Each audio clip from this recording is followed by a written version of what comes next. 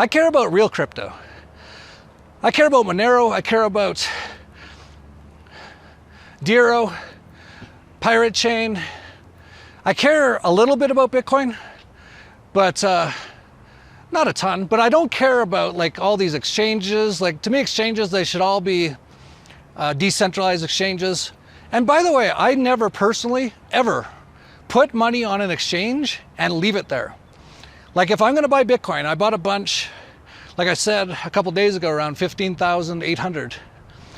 I'll transfer it onto an exchange in whatever form, quite often USDT or whatever it is, and buy the Bitcoin and immediately transfer it off. My holdings are on any exchange for no more than 1 minute.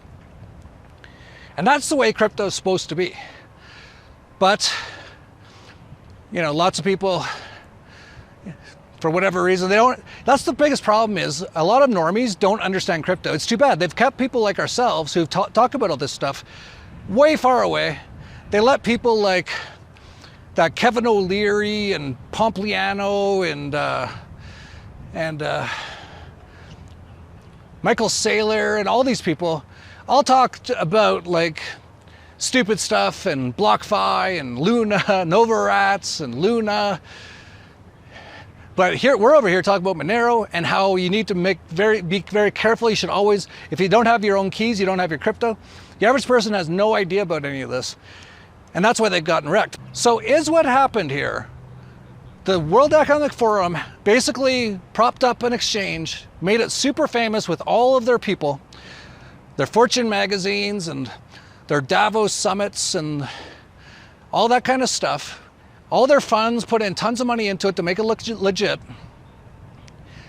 But it was also involved in trafficking, which happens a lot in the Caribbean. That's where Kings Island is, in the British Virgin Islands. These are all very close, by the way. Bahamas, British Virgin Islands, Puerto Rico. Could it be that this MakerDAO guy came out and started exposing it more? So they killed him. And then this whole FTX thing, basically they just like tore it all down to try to detract from what they're doing.